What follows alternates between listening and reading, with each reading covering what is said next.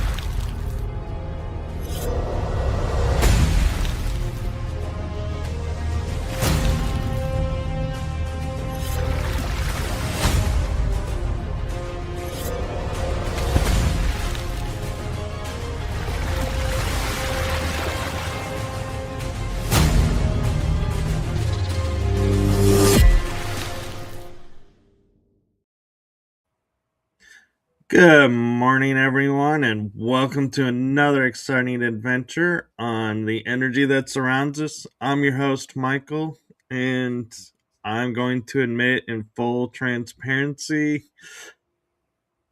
I just woke up like 30 minutes ago and was like overslept, and so if I seem a little disheveled or a little like still getting myself in sorts, that's why. But I am so grateful I was able to have this guest on with us today.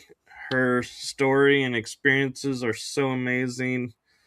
And I want to give a quick shout out to my moderator, Anchor Haven. She is the one who's going to be helping with sharing out the links and sharing out the episodes. So thank you, Anchor Haven, for all you do, and she'll be watching out in the chat room as well. So much appreciation to you. And with that, I'm going to turn it over to my amazing guest and allow her to share her story and experience. So I give you the one, the only, amazing, super aware Michele LuminousIgnus. Hello. Thank you, Michael, for that beautiful introduction.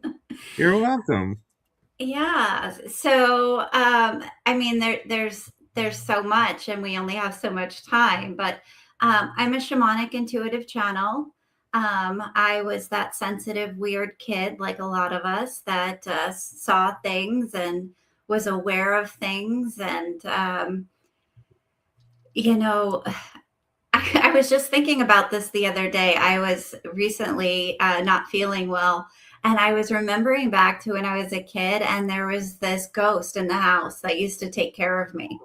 And so my parents would go off to work, and she would be there and would just kind of look after me. And I had her whole amazing story and why she was there, and it was just fascinating. So sometimes I think about maybe this happened to me when I was older, but then I look back and I'm like, no, I've always been this weird human being that has an awareness that there's other things.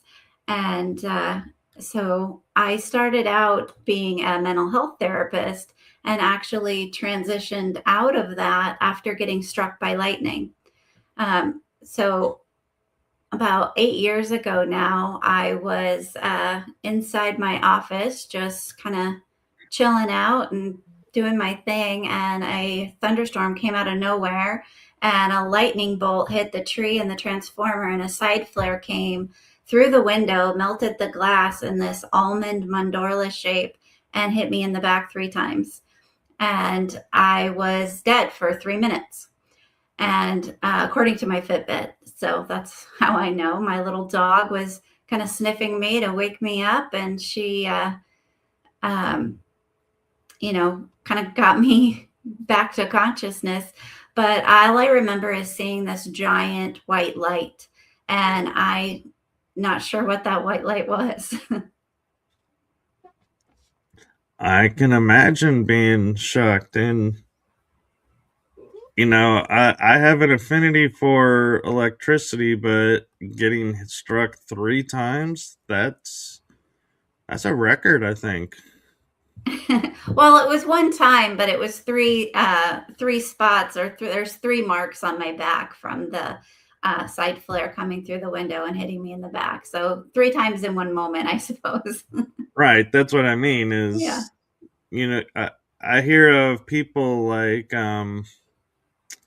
Danny and Brinkley who got struck, and that was like one single arc, and Yes. he came back and he had multiples, but it seems like you did the opposite. Instead of having multiples, you're like, we'll just get it all in one, and we'll Yeah. do the 3 arcs now, and we don't have to electrocute her later.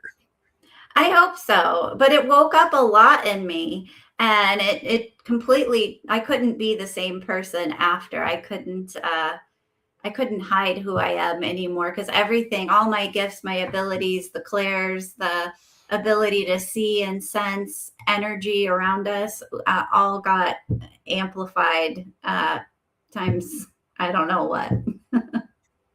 Yeah, and I'm kind of curious if you know, growing up before this happened with the lightning strike, did you ever go to to light switches and get like little purple electric zap? And Yes.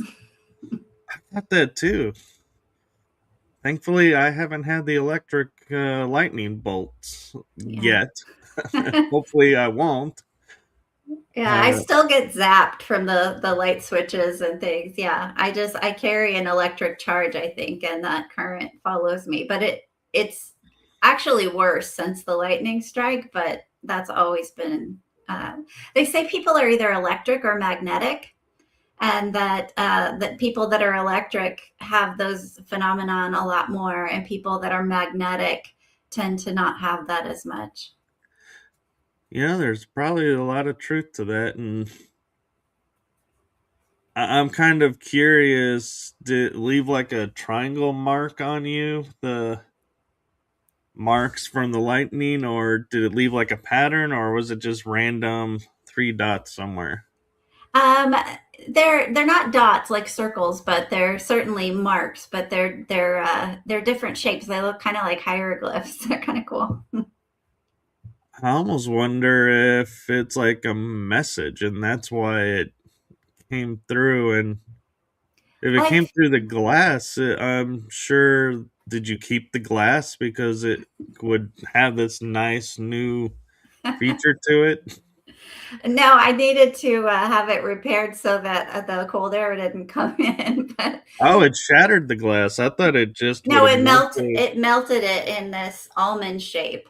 Oh, So yeah, whatever happened there, I feel like it was an initiation, and a lot of shamanic and indigenous cultures have that belief that people are initiated into the shamanic path through the element of lightning coming in. So I feel like that's kind of a piece of what happened there. And then there was a lot of physical healing afterwards and miraculous healing. So I do feel like this was meant to happen and meant to be.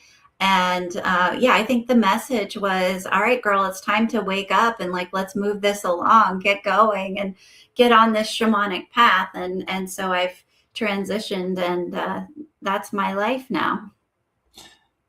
if that's true, I feel blessed with what mine is because I'll always say, like, they need to take, some people will say, oh, it took a 2x4 to wake me up.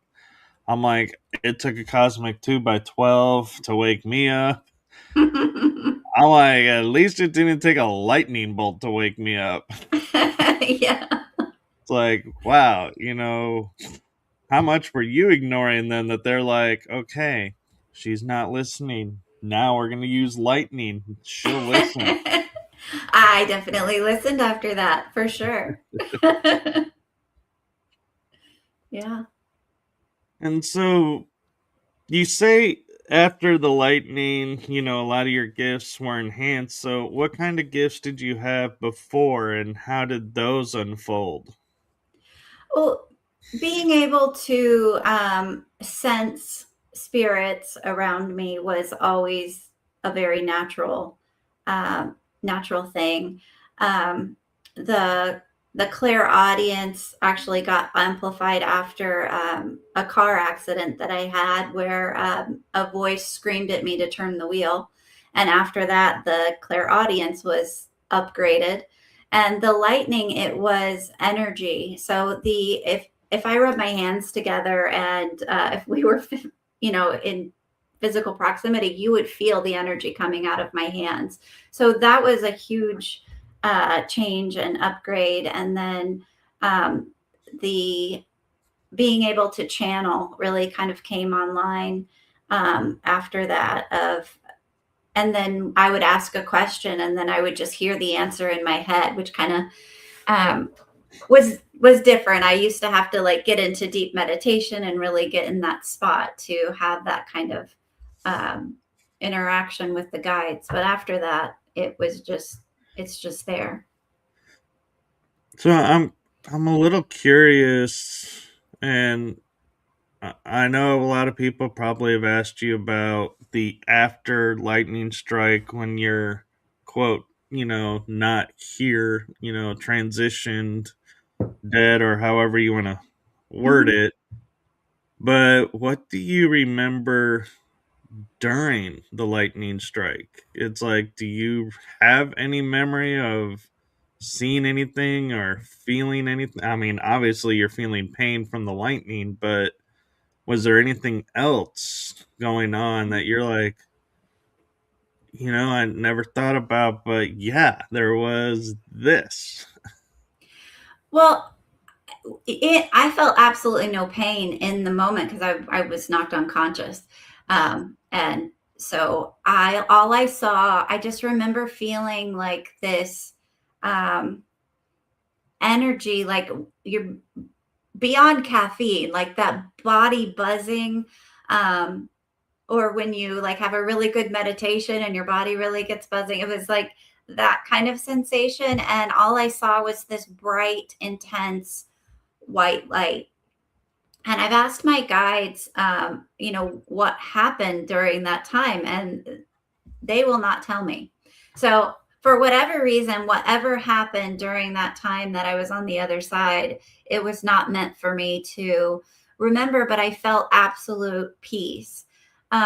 Another time that I had a near death experience, um, I what I do have glimpses of it, and basically what I was kind of told is like whatever you believe is going to happen, like you're the co-creator of your death, like you're the co-creator in that.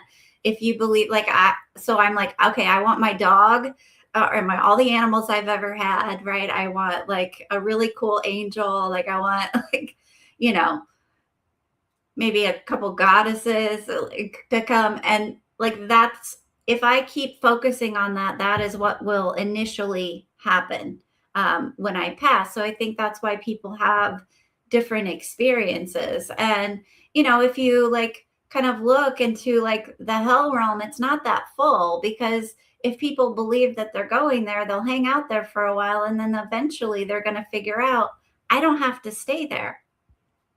Right.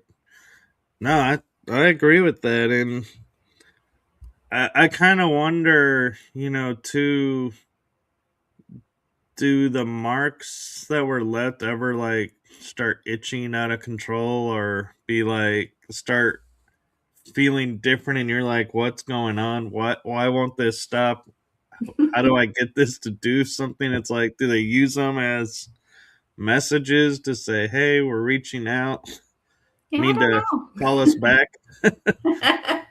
I really don't know. I haven't had any like experiences that I felt like the marks were some sort of message.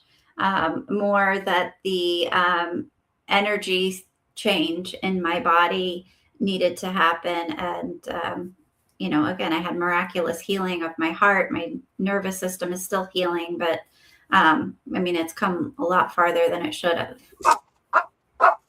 Oh, squirrel just went by. So when you say miraculous healing of the heart, what are you referring to?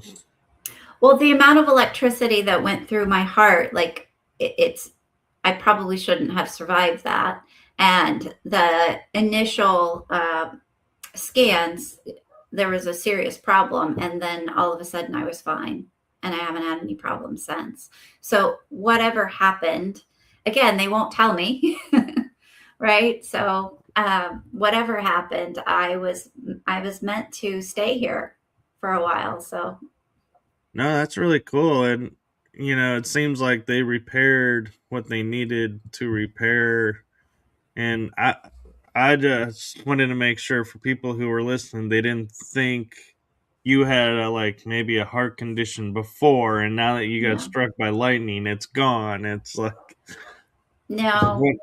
wanting to make sure nobody like started saying, "Oh, I need to go do this because it helped her." And be like, "No, that's not what we said." No, I do not recommend getting struck by lightning. If it's meant to happen for whatever initiation, it will find you. Trust me. But yeah, don't go seek it out. In fact, there's stories in cultures where, in South American cultures, where that shamanic initiation is so desired that, teenage boys will go stand on a mountaintop trying to get struck by lightning. And the sad thing is many of them get struck and they die. And so it's not something that should ever be encouraged. And in fact, the elder shamans are often telling them, don't do this. This is not the path. And even if you get struck and survive, if it's meant for you, it will find you wherever you're at. It's not something you want to chase because that's kind of beside the point, right? Right. And you're also banking on where that lightning's coming from, because if it's coming from source, then Mm-hmm. it'll be the right frequency to do what it needs to do. And like Yes. you're saying, you can walk away. If Mm-hmm. it's from a different source, Mm-hmm. yeah, you're probably not coming back. Yeah. And so it's that adage of be careful what you ask for, because Mm-hmm. there are different types of lightning. And so that's, the interesting thing too is with it being like you're saying the white lightning, I'd have I'm curious. I would have to look up to see, because I know we have heat lightning, we have ball lightning, we have different phenomenon if the color means something. Mm-hmm. Yeah. Yeah. I mean, there's a different energy signature, right? And so with everything, when we have a different color, we've got a different frequency. When we've got, and even within that, different frequency energies, whether it's ball lightning or it's lightning that's ground to sky, sky to ground. Like there's so many different forms energetically that can take, but also like whether that's coming from the element themselves, it's coming from source, it's coming from a star being, like who's actually behind that and what's their intent, like can be all kind of calibrated into what's the exact frequency of that. So I think the algorithm would be quite complicated to figure out. I looked it up actually, and it says white lightning is the hottest and most common type of natural electrical discharge. Mm-hmm. So that's even more amazing that you survived it. Yeah, I mean, clearly it was meant for me. The thunderstorm literally came out of absolute nowhere in the middle of a summer day, and like was gone after I woke up. So Like it was literally a few minute storm that just rolled in and rolled out. So, I mean, it was not normal. No, but the interesting thing, though, aside from that, is in experiencing the lightning and having the electric, that you had before still with you, that to me is a little interesting because a lot of times when it's like you get the little charges and then you get the big one, it's like, oh, we don't need to do the little anymore. And the body stops Mm-hmm. receiving that. And so it's kind of interesting that you still Mm-hmm. have both. And uh, I, with Reiki, being a Reiki master, I can pull in elements or I can pull in the like secondary elements, and by secondary elements I mean like electricity, different things that you normally wouldn't think of as elements because they're a combination of things.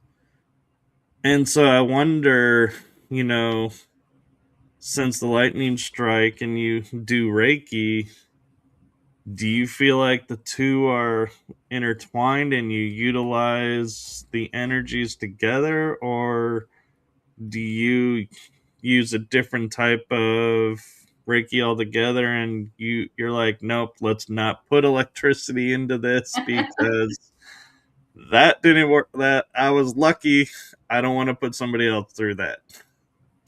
It doesn't cause harm.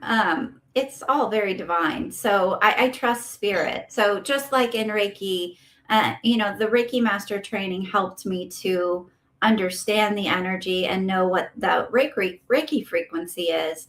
And this is a completely different frequency that I feel like I'm the channel of, which is why I keep getting recharged.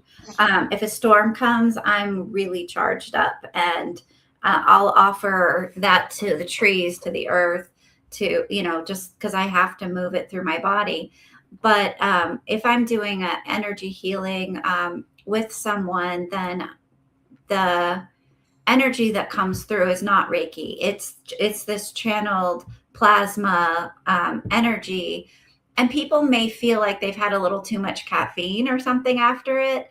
But what I always tell them is just go sit on the earth and you'll be fine, or put your back against a tree. It'll be okay. And then, nobody's ever had any problems. They don't get overcharged because the channeled energy is directed much like Reiki of whatever is for their greatest and highest good and benefit. I don't actually have to know what healing is being done, and I'm not doing the healing.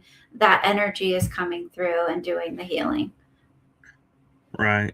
And that's what I do. It's just sometimes I know when you're like feeling certain energies come in, it's like for a split second, I know the mind goes, wait, why are we calling this in? And then it's like, you're like, nope, nope, step aside, let it do its thing. They know what Yep. they're doing. Yeah. But yeah, it's interesting. And with the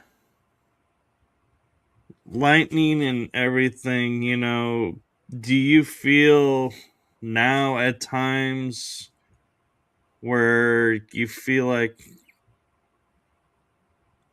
almost like going, I'm really, I always go right here, but today we're going left.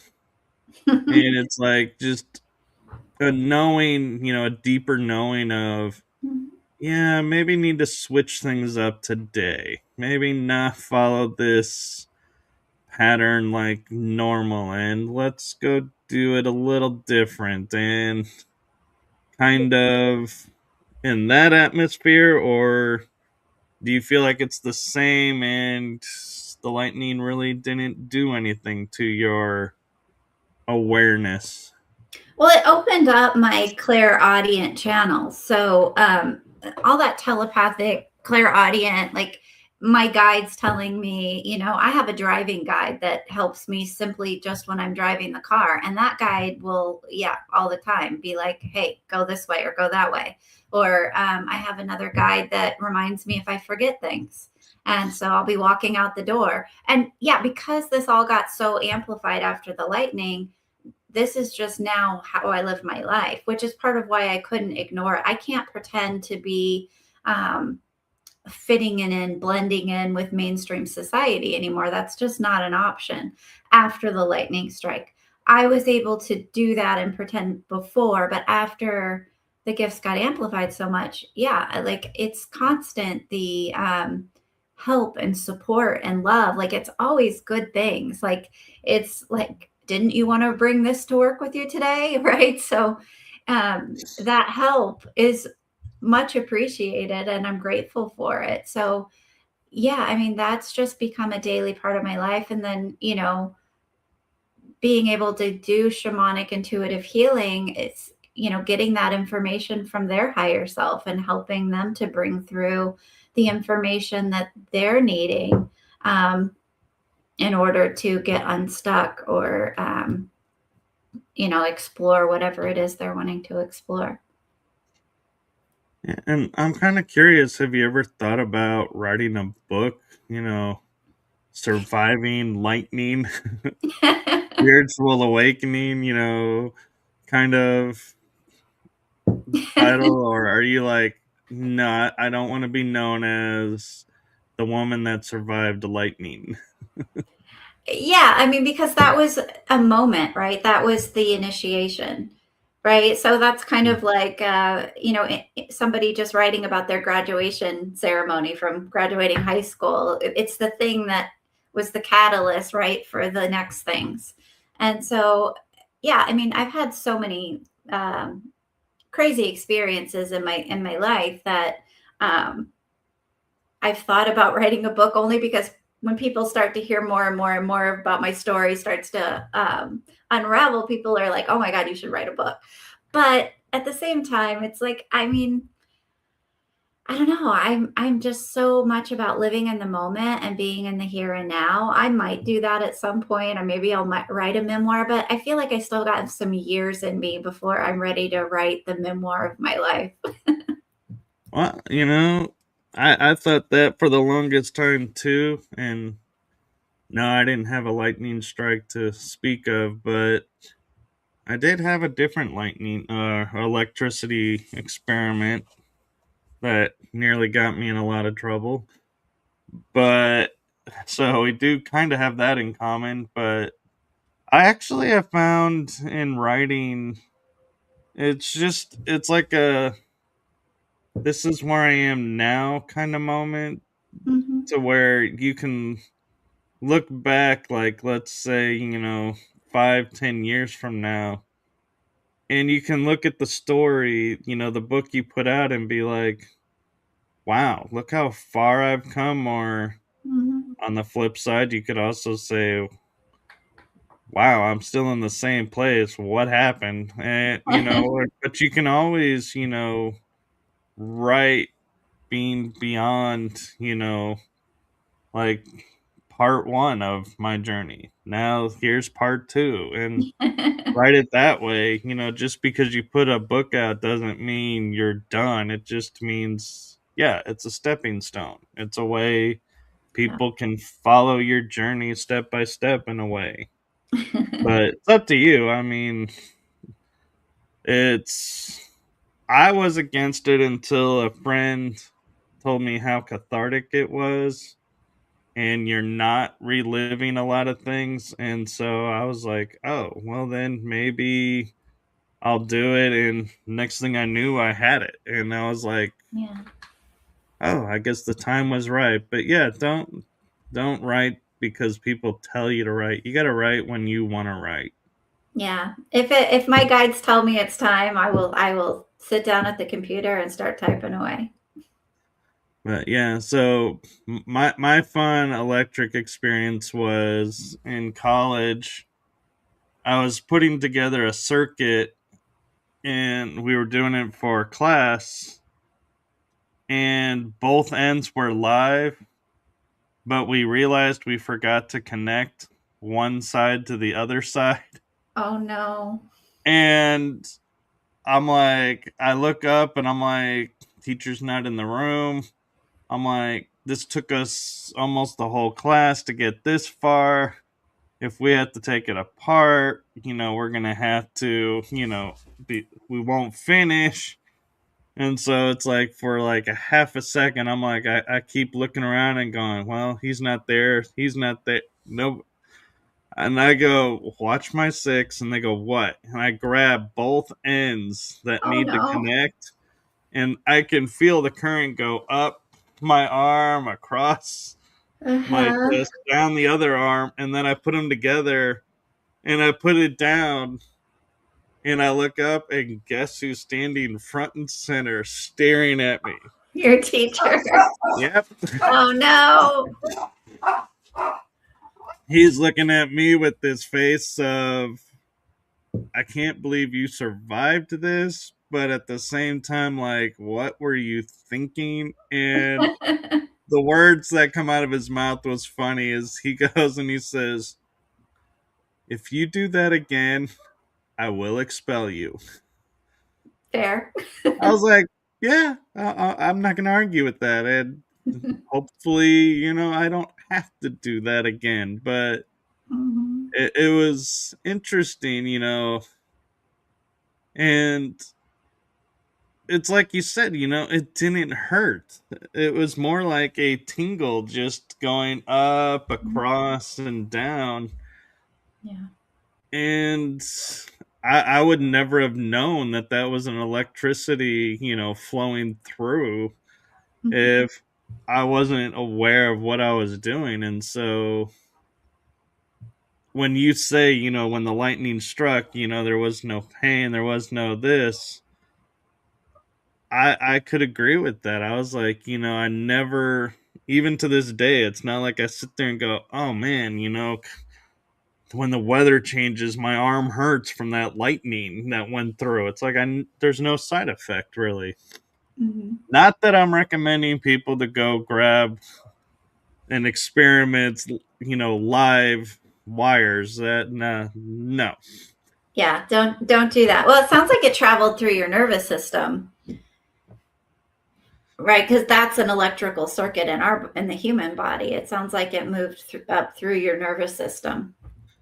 Yeah, and I have to say, I've never approached it from this angle, but hearing what you were saying, I think it's probably my guides were with me Hmm. and were like, you can do this. We'll make sure, that follows the right path because, I mean, especially crossing the chest, it's like, there's a lot of organs at the top that are like, don't react well to electricity. And yet that's where it went through. And it's like, now that I think about it, it's like, yeah, you got your lungs, you got your heart, you got all these different organs in that area. It's like, yeah, good thing, I didn't swipe through one of those and, create holes. Yeah, I mean, a lot of things could have gone wrong, right? Which is why we're not recommending anyone try that or do that. You clearly learned your lesson not to. Yeah. And I do get the sense that your guides, especially there's like an avian guide that really strongly is kind of like, yes, like I protected him in that moment. I would agree with that. And I am ever grateful because my life has been the ever like comical, how did you survive this? You are the luckiest person I know. And I'm like, yeah, and I don't take it for granted. I'm kind of like you. It's like one time is enough. I don't need to put myself in a scenario to go and, you know, enjoy it again, but Mhm. I will go out, in storms and, like watch the lightning and everything, but I don't ever sit there and go, hey, lightning, come No, hang out here. It's like, no, I'm not inviting any of that. no, no, you probably wouldn't survive it if you did. Yeah. Yeah, I'll leave that to you and Danny and Yeah, but I Rainbow mean, it's Flame. great that you have your avian guide that's such a strong protector and around you and keeping you or helping to keep you alive during they're telling me there's like eight, eight and a half. I don't know what the half means, but there's eight and a half kind of incidences in your life where there was an intervention from this avian being who is protecting you and looking out for you. So it's very sweet. Yeah. I wonder if that half is a collaboration or Yeah, it's like and like, a wait, half, half how did you. you half help me? It's like, did you like just push and I did the rest? That is Um, a funny way of putting they're it. telling me like the half was like it was like a half an incident, like the danger level, right? So like there was like the big incidences that were like these are big, and then there was one that was like a half an incident. I don't know. It's quite It's funny. like, he fell out the window. Well, the window is only 2 feet. I don't think he was in that much danger, but we did cushion it a little. We'll call it half. Yeah, something like that. Yeah, that's the energy. Yes. That's funny. What would be funny is if we did this again and they're like, well, now they've added a quarter to your list where they helped you a quarter. They just helped you a quarter there, which makes sense, right? Like there's only so much help we need in certain moments, or a moment might look like it's going one way, and then it's like, oh, he's going to be fine, but we're here, so let's, we're still going to Yeah. help. Yeah. Also, though, it could be a case of like you're going, oh my God, this is like, how did I survive this? Where in reality, it's like everybody else is looking at you like, dude, you're kind of blowing this out of proportion. You weren't in that much danger, Yeah. but you're feeling like you were because you're like, man, this could have turned out really bad. Yeah. Yeah. And That so could be that could true. be the half too, is we Yeah. tend to embellish things. Yeah. We could think something's more extreme, especially in the moment when we're in fear and we haven't released the fear yet. Yeah. Yeah, and I'm kind of curious when it comes to Akashics. Mhm. I've always been told through guides and everything, nobody can read anybody else's Akashic. But then I see people all the time saying, oh, I read this in your story and I read this. And I'm like, how are people able to bypass the you can't read other people's Mhm. Akashic? If you keep reading other people's Akashic without their permission, consent, or request, then you will get kicked out of the records. So, I mean, that's that's going to happen if people keep abusing that. Basically, it's not actually okay to go inside anyone's Akashic record. What I do when I'm reading them is I go kind of up and ask their Akashic record guide for the information that they need for that reading. So that way, my energy isn't in there um, impacting or affecting their Akashic record. So I actually feel like it's really unethical to enter someone's Akashic, and it's very unethical to do it without their request or their permission. But it's an energy field. I mean, we often get this image of it's books in a library. There's not books. Like we could symbolically see a book in our clairvoyance, for example, but it's not a book. It's a field of energy that contains all the information about our past lives, our future lives, our present life, every record of Earth. So there's that Akashic, and then there's a galactic Akashic record, right? Of being able to access, you know, lifetimes in other planets and lifetimes in other universes, galaxies. So you can't just jump into someone else's without eventually getting a consequence of getting kicked out and not being allowed access. And I've seen people get kicked out and then pretend to still be in sometimes, and that's not cool either. Yeah. No, that. Although it would be funny to watch them being kicked out, because I can imagine what that would look like. And yeah, a little electricity in that one, I do see. For me, and I'm like, I do see electric being used, but it's interesting, like you say, that it's like a ball of energy, because when I was in Egypt, there were places where I would see little balls of energy here and there, and I was just like, whenever you would go to look at it, like it almost acted like a shadow beam. It's like it would be there on the side of your eye, and then if you focused on it, it would disappear and be Mm-hmm. like, nope.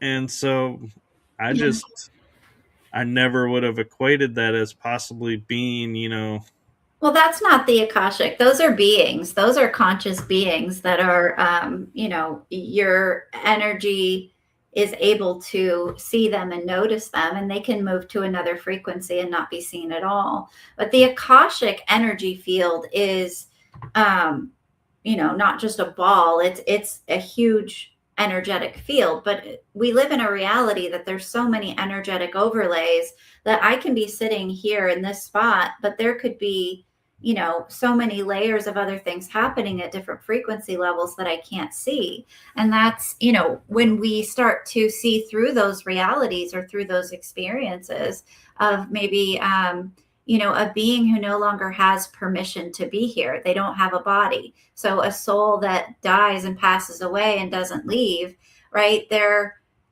still here, but they don't have a body. So but we would feel that energy coming through because they would be at a different frequency. We feel the energy of, a galactic or a star being or an interdimensional being. And that frequency is an overlay. I can't maybe see them with my physical eyes. Oftentimes the orbs are angelic beings, typically. I have some cool pictures from like the 90s where these giant orbs are just floating in front of me, and you could see these cool patterns that are so intricate in them. And typically those are angelic or elemental beings when you see the different orbs that just kind of float, or it can be your guides as well, that you just start to notice them in your presence, in the energy. What's interesting is if the Akashic field is around everywhere, I see portals. I've experienced portals, natural and man-made, Mm-hmm. and walking through, and some activate, some don't. So how does one, if they want to, tap into their Akashic to see something, how do they, one, know which is their Akashic field, and two, have the code to activate it? Or is it something that's within and we all are making it much harder than it really is? We're all making it much harder. If we're setting the intention in a very spiritual and loving way within, I would say, create some sort of prayer or meditation within your spiritual belief system that is asking for access to your own records. Ask for your Akashic Records guide to meet you in your meditation. And, if you want some information, the thing is the Akashic field isn't going to give you information you're not ready for. It wouldn't have told me if I tapped in, 20 years ago, it wouldn't have said, oh, you're going to get struck by lightning on this date. That's not going to be told to me, because then I would spend every day living like, is it going to happen tomorrow? Is it going to be this day? Like, I would never go outside, and then jokes on me, it happened inside. Like, so they're not going to tell us the things we're not meant to know or wouldn't benefit us. It's the same thing when I do readings. Like, they're not going to bring information through that's not for that person's greatest and highest good. Because one, I'm setting those boundaries, but two, if they're connecting with their Akashic Records guide in meditation in a prayerful way, they're going through with a genuine heart of wanting to just access that. Maybe they want to know a past life that's the most relevant for them, right? That's a really fun way to access your own Akashic Records, is to go in, and you got to be in the here and now, because our psychic gifts do not work if I'm in 5 minutes from now and thinking about the future, or if I'm in the past and thinking about what's happened. I have to be in this here now moment in order to utilize and wield any of those gifts that will get me access and get the information to flow through.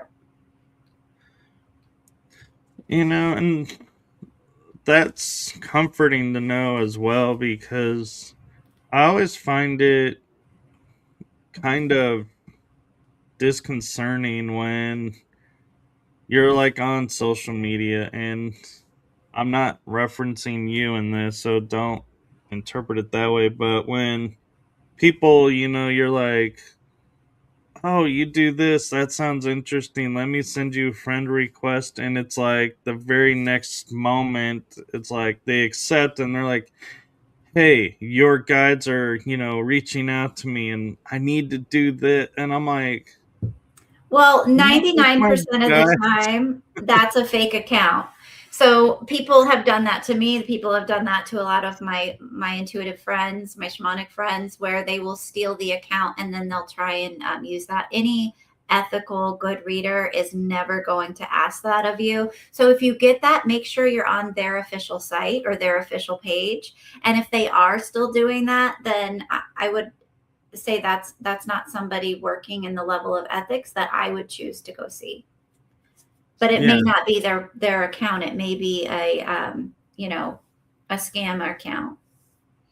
right, because I mean, it's like, because I was like, I'm of the opinion of, if my guides were reaching out to you, they would have reached out to me first, and if I didn't respond to the 2x12, then they would try the next level up. They don't give up, in other words, trying to They don't get give me. up. So yeah. Yeah, that's usually a scam. It's actually a very common scam. And so most of the time, if you get that message, it's because you're on an account that's not their official one, and somebody's stealing their data or their posts and creating a fake page and manipulating. Because I would never, and most of the intuitives that I'm friends with have the integrity that they would never do that either. If I do reach out to somebody, I offer it for free, because if something comes through so strongly that I'm meant to, I will reach out, ask for their permission, and I will,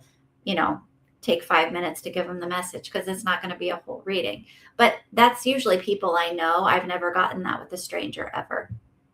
And what was kind of cool and interesting in a way was twice I had guests on my show, and I asked them about, their abilities and everything, and they tried to read me, but I didn't, I wasn't like, no, I'm not being read on the show. That's not what this is about.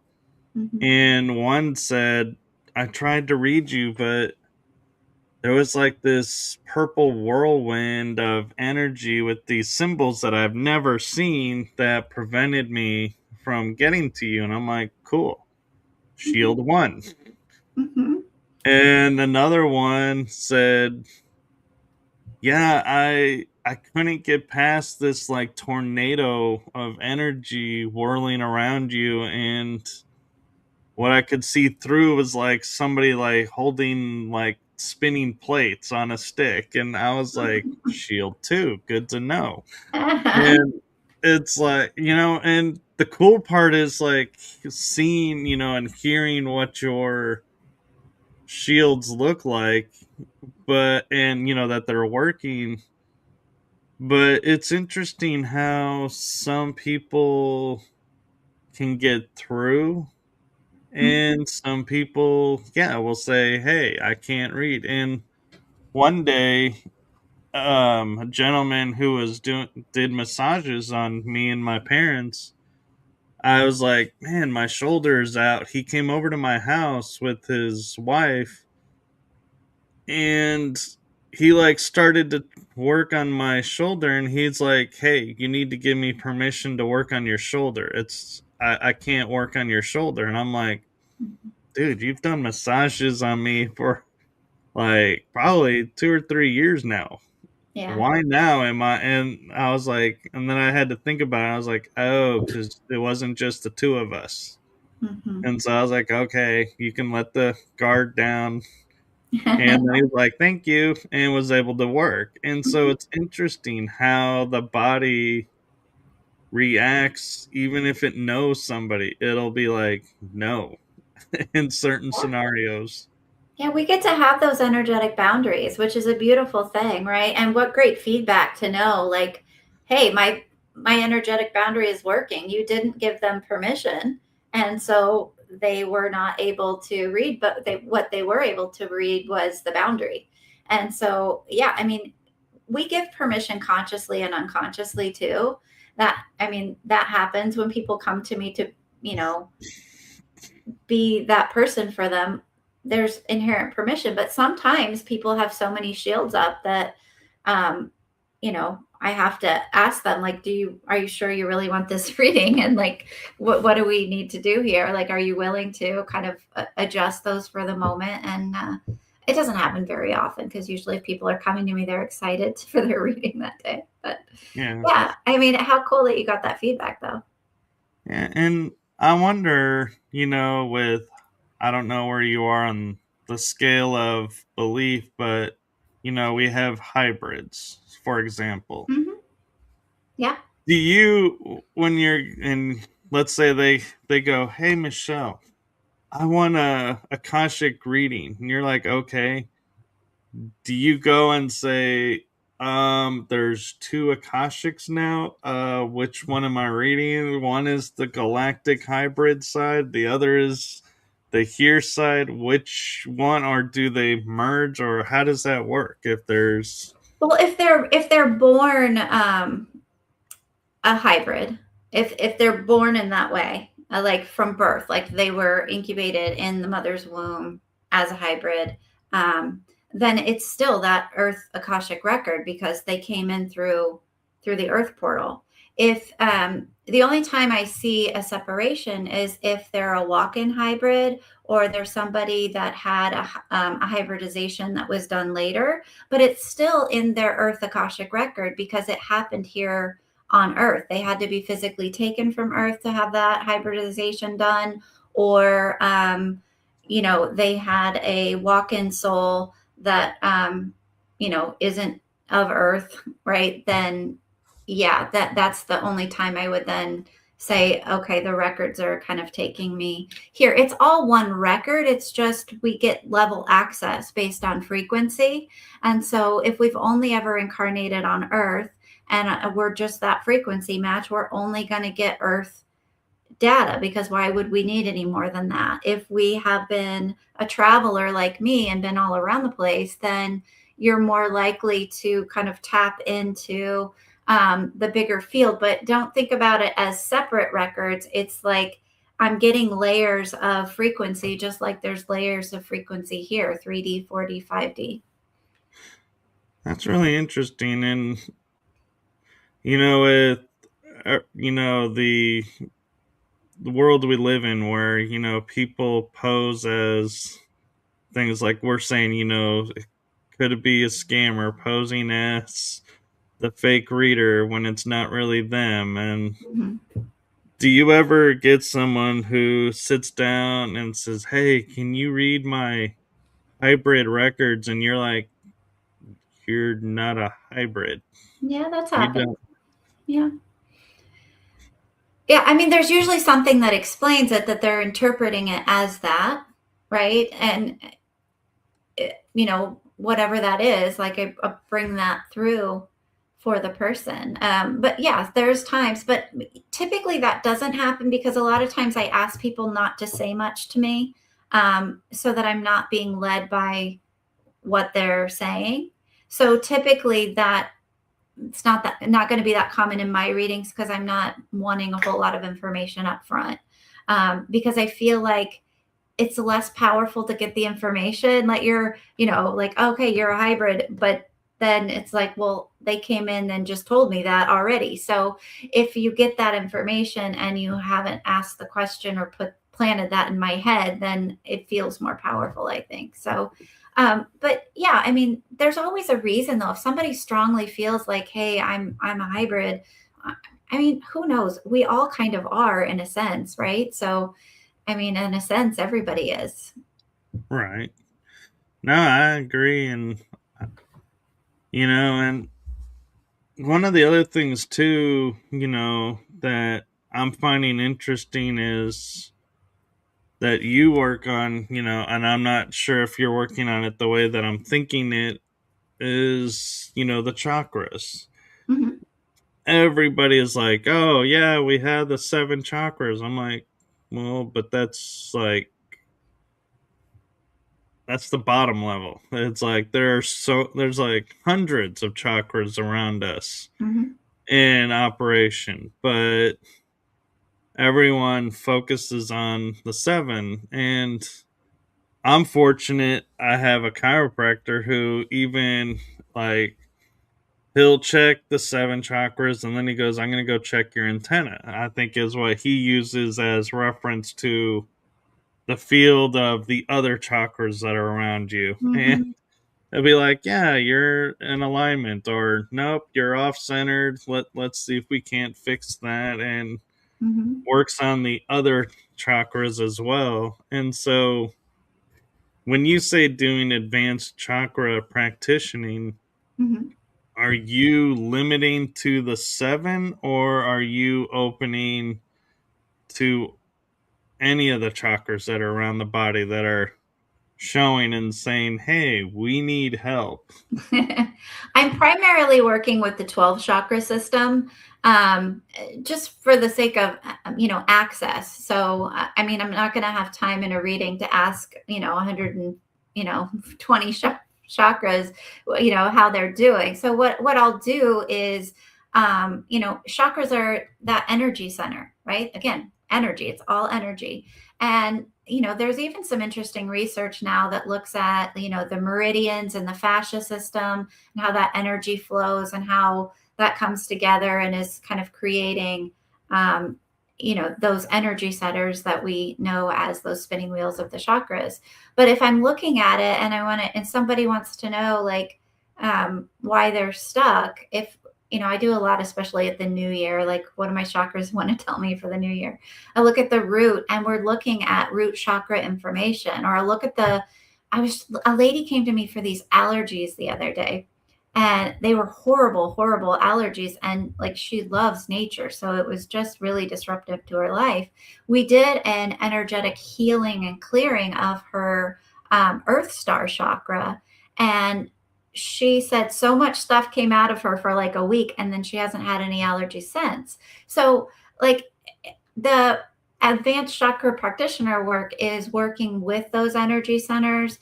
It's getting a variety of different information energetically. So if we're looking at chakras as just like a place where energy clusters, then I can look at what's going on and what is needed in that area of the body, emotionally, mentally, spiritually, like, what's happening. And also, like, I work with scalar energies. I work with all kinds of different, quantum energies to, um, help move things in and out of the chakras to create various healings through meditation. I'm not actually doing it. I guide you how to do it because I don't want to build a dependency on me. I want to teach people the tools to be able to be their own healer. No, that's cool. And thank you for doing that. And one thing that I'm kind of curious your thoughts around is I've heard when it comes to the chakras that you know, there's two types of people with the chakras. Is one group of people are like, oh, open them up, let them flow, and just, it's unlimited, so don't limit yourself, just open the chakras and everything will be great. And then there's the other group of people that are like, well, if your chakras constricted, your body, can't do this. So you have to open it to a certain point to where they're all balanced. And that's where the energy from the body works best, is when the chakras are balanced. And if you're too open, you're going to be too much out here, and your earth body is not going to be able to react as well. And so I'm curious your thoughts on the, can you open a chakra too much, or is that a misnomer and they can be open as big as they want? You know, I have this aura biofeedback camera that I absolutely love, where a person can put their hand on there and we can see their aura, and we can kind of see the state of their chakras. We can see, if they're getting bigger or smaller, if they're, what they're doing, right? And what I like to do is put people on this and for like 5 minutes and have them think about different things. And what you'll see is the chakras constantly changing, right? I'll hand them a crystal and then the chakras start changing, right? The levels go up and down on the screen. The heart will start expanding and the throat will go down. If I ask them about something that they don't like say they're scared of dogs, and I play the sound of a dog barking, and their throat chakra starts to go down, right? Like, well, there's safety in that. So I don't really buy into let's balance them and leave them wide open, because I don't think they stay wide open. I think they're constantly in flux. And what I see when I, utilize the biofeedback aura camera to see what somebody's chakras are doing and what their energy field is doing, we can see this constant brilliance of the chakras. Now it's just looking at the 7 chakras, but there's an absolute brilliance of, if I'm scared or something makes me uncomfortable, my aura, my energy field starts to come down and be more compacted. If I need to be quiet and not speak up because that's not safe for me, then my throat chakra is going to go down. If I need to speak up and find the courage, it's going to expand. Like, there's so much more brilliance than we're giving our energy credit for. Getting them balanced, yes. If they're like dirty, get them cleaned up, clean out the gunk. But I don't think it's like, get them to this certain spate and just this right spin and put them all in perfect balance and then you'll be fine. I think it's more a matter, for me, I see as like cleaning out the gunk where they get dirty, where we get societal programming, we get trauma, we get all of these things that just gunk it up and make it dirty. So clean it, yes, balance them, and then they're just going to constantly be moving in the appropriate way for whatever you're doing. Like, trust the body wisdom, trust the wisdom of the chakras.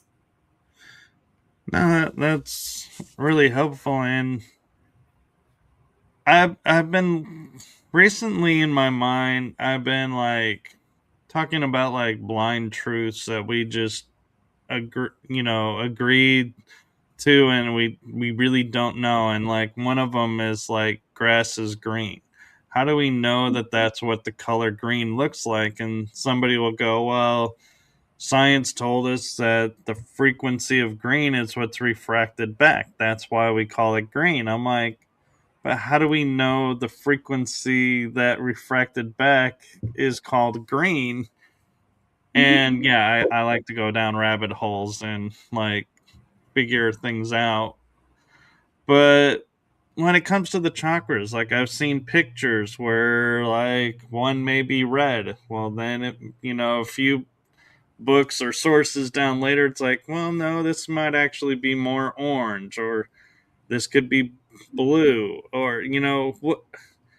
I feel like somebody would like just took like the rainbow and said, let's just slap it on these different orders and we'll associate it this way. But is there really color to the chakras? And how do we know like which color really is going to what? Well, does color even exist, right? Like, so, I mean, if you Yeah. if you go and say, okay, this is all frequency and this is all energy. If a color is frequency, if a feeling hits a certain frequency, right? Love is a higher frequency than shame, right? Purple is a higher frequency than, another color. Well, why? Because somebody could feel into that, right? And so being able to see, like, okay, magenta is purple and red. What a powerful color, right? But it's not, it's the frequency of that color. And if we all got together and meditated and agreed that there was a brand new color and assigned it a frequency, I think it would just appear. But we we get to create this reality, and we've created the visual color association with frequency. I mean, that's our first language. That's our foundational language, is energy and frequency. That's how telepathic communication and channeling can even happen. Like, I don't think the Octurian that is my therapist now, that helps me, sits and learns English in a classroom. From what she tells me, it's like, it's the frequency of the information she's transmitting. And I'm doing the best that I can to process that information and put it in English. If my dog talks to me, again, it's the same thing. Like, he knows some English words, but the more in-depth telepathic conversations we have are all frequency. It's all energy. So the colors of the chakras, it's simply assigning a meaning. And when I look at different people's chakras, if I see a color, it's not always exactly the same. In general, do those colors kind of align ish? Yeah. But we all are so individual and unique. And, speaking of hybrids, sometimes they'll have extra chakras that I don't see in other people. I mean, there's all kinds of really cool variations that we have because we're all unique.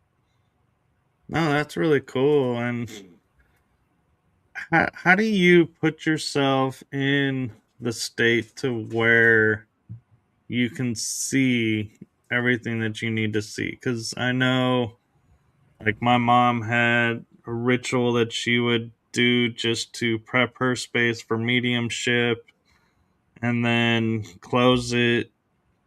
Then other people have their, prep method. So I'm curious, if you can share or want to share, how do you get in the zone, as my mom would put it? And is it something that anybody can do, or is it something that's unique to your makeup?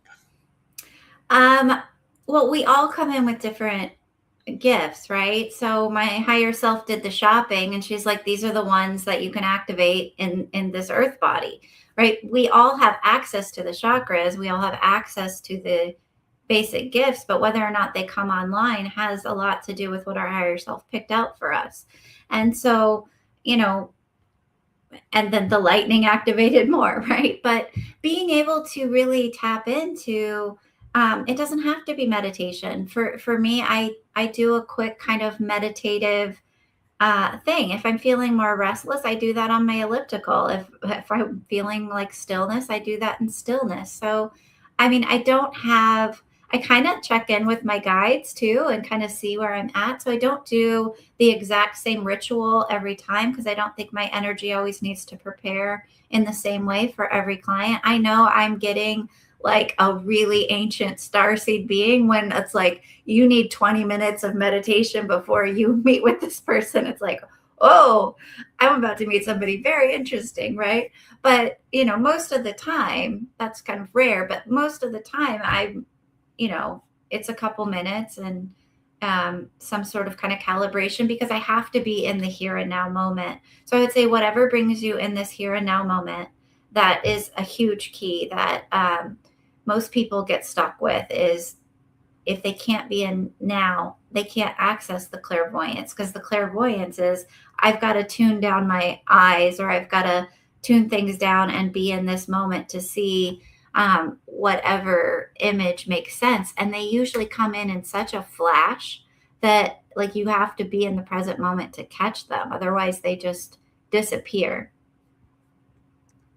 No, that's really helpful and interesting. And I kind of, now you got me wondering, like, you and I having the kind of, like, you'd almost say affinity to electricity. Is there a chakra maybe that is like electricity that's in our field that says, yep, here I am, this is why this is going on? And we don't ever think of like fire having a chakra, or air having a chakra, and that's what's in our field that's allowing us to work with it. And this is what I'm talking about, is working with it, not like breathing. We don't need a chakra to breathe. That's another function. I'm referring to like energy work, using those elements and everything. Mhm. Do you feel like that's a possibility, or? I don't think there's like a electricity chakra. What I do think is that we are full of biophotons. We are full of energy. We are full of, our nervous system is an electrical circuit. And so we have energy in us. In fact, I can't remember where I got this, but there was one study done that basically said the energetic charge of a human could light up the entire planet. Like, we have so much energy within us, and the energy, and then the frequency, right? Because frequency isn't, we have all these crystals in our body, and there's like new emerging research that's just fascinating about like the fascia and these little crystals and the iliad, and there's all of this fancy cool like science that they haven't even figured out before that shows all of these pathways of energy moving in the body, that's on the verge of proving chakras to all of those people who think, I've that many cultures have made this up, but being able to see like they are energy, frequency, electricity, right? The magnetism attracts, right? And so we all need to be both. I work on adding more magnetism so that I balance myself out so I'm not too electric. Otherwise, I'm getting constant shocks. And so if I balance that out and I bring in the magnetic into my chakras, into the field, and I balance some of that out, then I'm not going to get shocked all of the time. And I'm going to be able to, have that energy is going to move differently if there's magnetism versus high frequency versus low frequency. And the elementals, who I don't think have a soul, they just exist forever. They are eternal. I don't think we can incarnate as elementals. We can merge with elementals, and then there's fairies and those that are having a incarnation that are considered an elemental, but they're not the elements. And so the elements, bringing those in is going to change the frequency. The element of fire, regardless of what chakra I'm putting it in, it's going to amplify something. If I'm bringing in water, then I'm probably in a process of flow, right? It's going to be more cooling, where fire is going to be like, maybe I'm using fire to burn something out of a chakra, right? But I'm working with the electricity or the energy of that chakra, or, air to blow and clean it out, or air to like come in and, amplify the mental, logical, whatever. So, I mean, I don't think there's a specific chakra that says this one manages and governs electricity, because we are body electric. We are light. We are frequency. We are energy. Energy is electricity, plasma.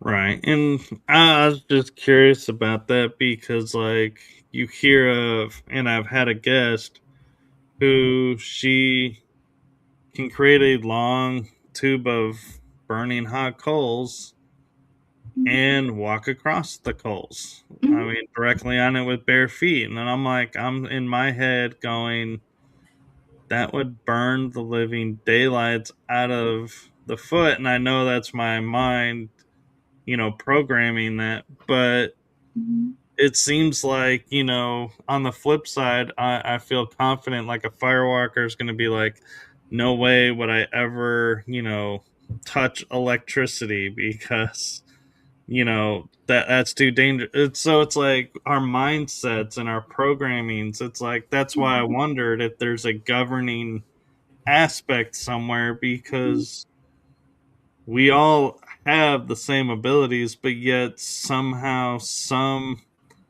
become more activated and more focused on, and so it's like Well, depending what. on how many lives someone has had too, right? I've had several lifetimes where I have worked on, developed, and put in the effort of developing these gifts. So this isn't like I just woke up in this lifetime and boom, they're there. And for anyone, like if people are just starting out and they don't have incarnational histories of accessing various gifts and abilities, then yeah, I mean, if when I learned algebra for the first time, it was really hard, right? When I relearned it for, later in life, it wasn't as hard. It was like, oh, I get it, X. Yeah, that's not a number, but it makes sense, right? And so when we're relearning, it's a lot easier to relearn, remember. So that's why I like to tell people you're remembering this ability in your life, not learning it for the first time. Where someone else might be, it's like, hey, you're learning this for the first time. Like you've never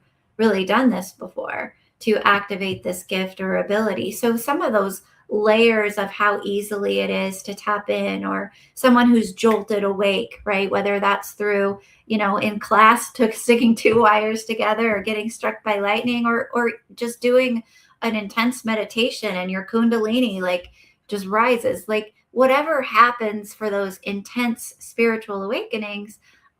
When I look at those or read those souls, when they're giving me permission, I'm seeing these histories that make sense of all the hard work that they put in. It's like you don't get a podcast that's being listened to if you don't do anything, right? If you don't even make the podcast, right? Like, so it's like when we put in the effort throughout incarnations, then it's going to be a lot easier to activate that. If we're from somewhere else and we have, those abilities, then, that's going to activate more within a human incarnation. So, I think that maybe plays more into it. And the fire walking, like there's a mentality. The third eye chakra isn't in overanalyze. The the chakras are all in full belief that this is going to happen and that they're going to be fine. And so when we strongly believe we're going to get burned, then we probably will. We strongly believe that we're going to be fine and we can do this. Like that's, I think, part of the point of doing it, right, is to learn how to mentally overcome something that logic and our world teaches us fire will burn you. And then if we can get into a state where we shift all of our chakras, all of our energy into full belief, I can do this and be okay, and then we do it and we're okay, that helps us then to trust I can manifest all kinds of things in my life. I'm in way more control than I've been told. Yeah, and I'm thinking for myself, I'm like, especially if it's jagged rocks that you're walking across, I'm like, is my feet hurting from the jagged rock gonna, distract me from the fact these are burning hot? Or, and kind of, and one thing that they told me is if you rush across, yes, it'll hurt, you'll feel it more. Yeah. But I'm like, I don't know that I could steady, be like, ooh, kind of mentality going across stuff that you're, in my mind, really not supposed to be walking across. But Yeah. But that's where it's you like, work yeah, with your chakras or yourself to learn that trust and learn that surrender to get to the point that you can. Like that preparation is like part of the work and part of the point of doing those experiences. like the ultimate mind over matter. It's like, Yeah. Yeah. And surrender. Yeah. definitely surrender. Mm-hmm.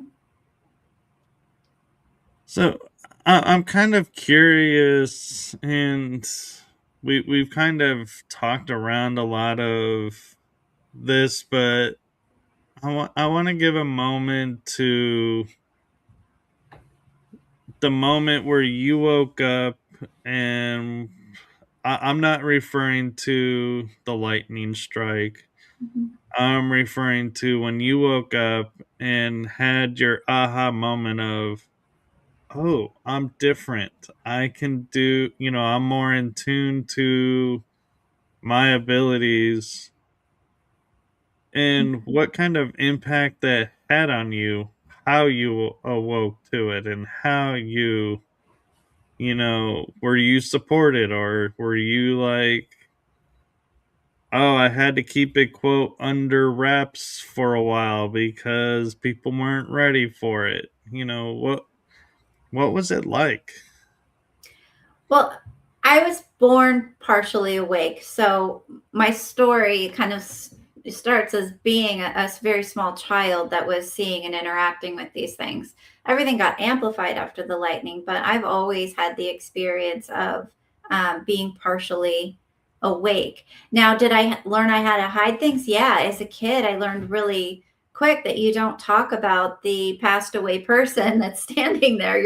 And I thought it was weird. I'm like, okay, so we all know to pretend that they're not there. Okay. Like, but how do we know who to pretend isn't there and who is like, I just had so many complex thoughts as a child trying to make sense of everything. And then I knew I was older than my mother, but I couldn't figure out how she was older than me. And it was soul wise, but I didn't understand all of these concepts and I didn't have anyone to talk to. So I didn't stop talking to the guides or the trees or the nature spirits. Instead, I kept it quiet and I learned, okay, like somehow everyone knows we're not supposed to talk about these things, but I was still engaging with all of that within myself. And my family, actually, I don't have any contact with because they are fundamentalist Christians and they think what I'm doing is evil or demonic. And, unfortunately, they chose that they believe that more than they can choose to be in my life. So, this does come at a cost. There is a price. I told you after the lightning, I couldn't hide it anymore. And part of the reason I was hiding it was to be able to have access to my family, to be accepted, to be a part of. And after that, I couldn't. I had to really shift and live in an authentic life and be authentically who I am and not make myself small for anyone. So being able to wake up, well, I was already kind of always awake, but everything got amplified. But there was kind of the, okay, now I can't hide and pretend, and I can't just be a therapist in the world. Like I have to quit that. I have to be a shaman. I have to, do intuitive work. And, my, my friendships changed, like everything shifted and changed because not everybody was accepting of that or is accepting of that. And I have an amazing, wonderful community of chosen family now that I wouldn't trade for anything. No, that's amazing. And yeah, and that's beautiful how you were able to turn it around and not let it beat you down. And you said something that it's like, I think I heard it right, but I'm not quite so sure I heard it right. And I'm thinking, you waited to the end of the show to mention this, is being half awake when you were born. So are you meaning like you were awake in the womb and you have No, partial no. memory of? What I mean by that is, we talk a lot about spiritual awakening, right? The moment that we realize like these things and we start investigating, right? So that's kind of the definition I was going on for spiritual awakening of the context you were using it in. But as far as Okay. like being a very young child, like remembering mantis beings holding me and picking me up out of my crib as a baby, remembering, and having interactions with them, remembering, seeing the ghosts and the beings and the fairies and like interacting with everything. Like I was born very in tune with that. And I have a lot of memories of those things. So there was this sense of, that's given me a lot of strength to say, no, this is real, is because I've always known this is real. And I've had amazing guides who have been there along the way for me that have helped me to continue to see the validation and have the experiences that prove to me all of this is very real. And so when I say I was born partially awake, I mean that I had access to these things. Clearly none of us are fully awake yet, or we'd be ascended masters already. But, there's that partial awakeness. And then there was more awakenings and initiations that have happened throughout my life. Okay, I'm glad I asked, because I was under one impression and thinking, this is a story we need to. How? What? No. Way to bury the lead there, Michele. I hear you. But no, and I appreciate that, because there, a lot of people equate, like, they'll say, "Oh, I've had that since I was born," but they don't really, like, I don't think people really understand what that means. It's like people will, I think, will interpret it as, oh, as they're learning to walk, they're learning this. So it's like they don't think, oh, coming out of the womb, we were aware Yeah. of these abilities. And so that, I think that's cool that, you had that. And I don't even know, and it almost kind of helps explain, like, when I would talk with my parents, I would bring up conversations with them that they had before I was born. Yeah. And they would look at me and be like, how did you even know about that conversation? Because I mean, once people have a conversation, it's like, it's not like they go every day, go, hey, remember this conversation, and talk about it. But it I never equated it to being aware. I always kind of equated it to deciding, which, family am I going to be born into. And it's like part of my learning process of, can I work with this group? Can I work with that group? Well, obviously you guys piqued my interest more, because look, I paid attention to this conversation. Uh-huh. But I never thought of that as part of my spiritual path and growth. I always Yeah. So thought of it as the pre-birth, aspect.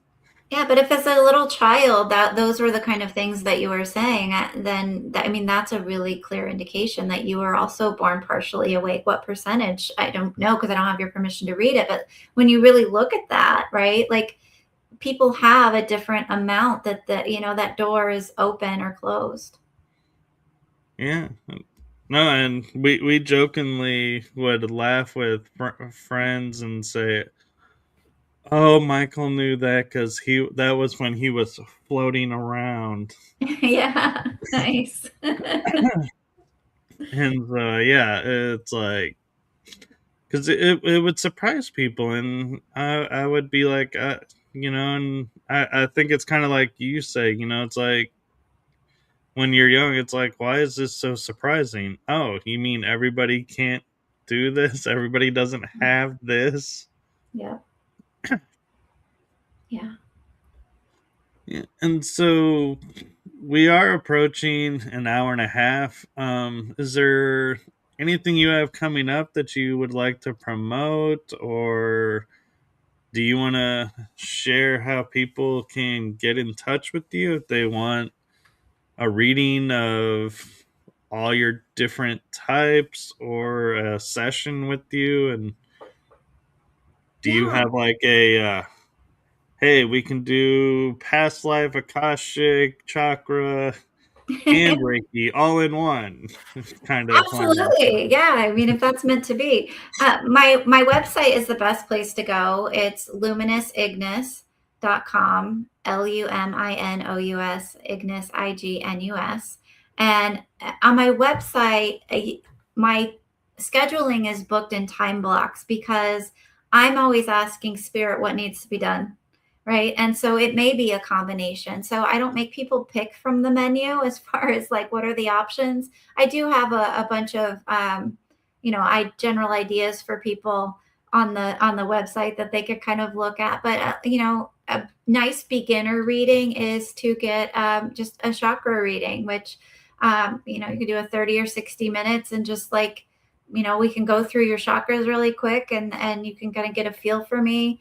And then there's all kinds of things that I do and that I love to do. And most of the time, I mean, a lot of people will say, I'm not sure what I need, but I feel led to reach out to you. I'm like, great, we'll see what comes through. So if they don't know, that's okay. I'll ask their higher self, and their higher self will know why they're there. No, that's really cool. And I did put the website that you gave me on banner right now. It's scrolling on the bottom of the screen. Yeah, and So every now and then I have classes, but not very often. So schedule a reading with me, and I'd be happy to meet with you and help you. If you want to look at past lives, we can look at past lives. If you think you're a hybrid, then I can ask and find out. that that proverbial, do you really want to know, or are you going to be okay with if she slaps you back and go, no, you're not? That could Like, happen. no. No, I greatly appreciate it, and I greatly appreciate you sharing your story. And I have to say,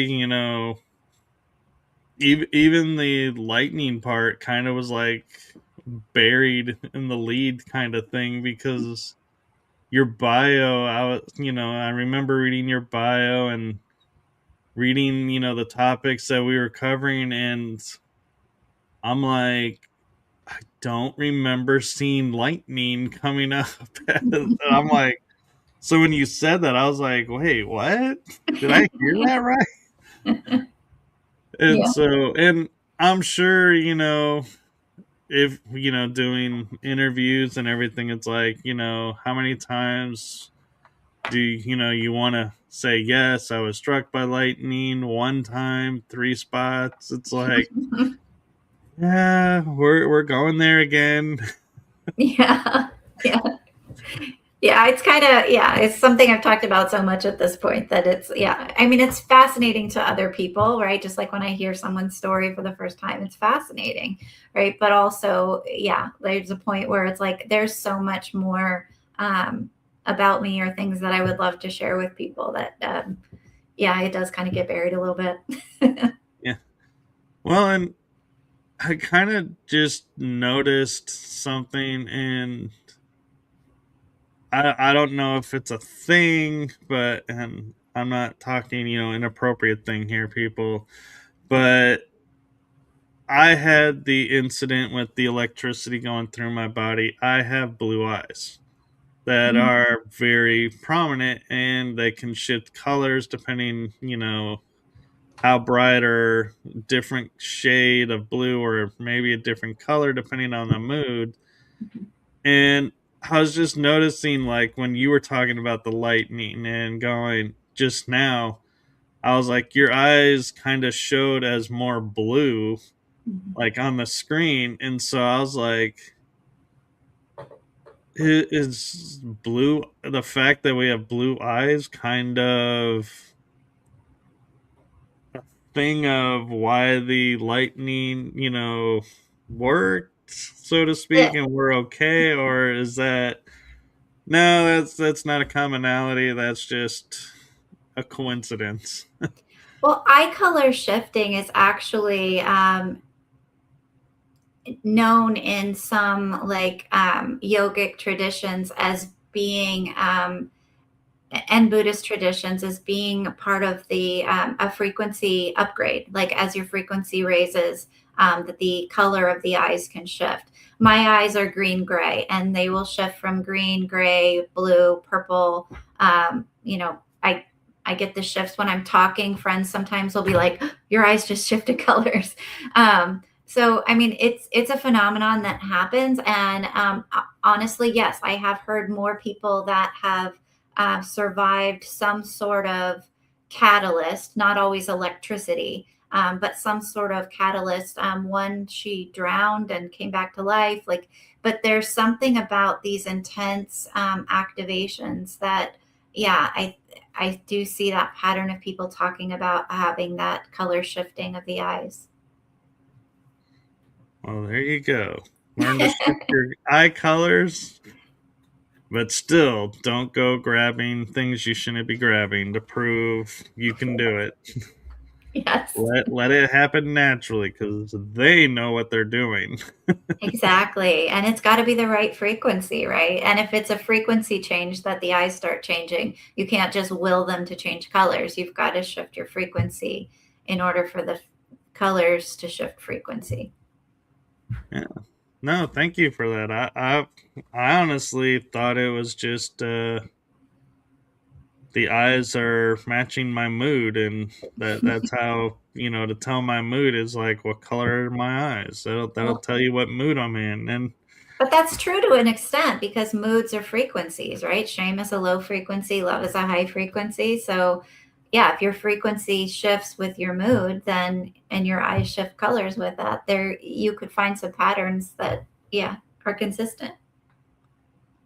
well, very cool. And I highly suggest everyone go check out her website. Go follow her on her YouTube channel. It is in the links in the bio.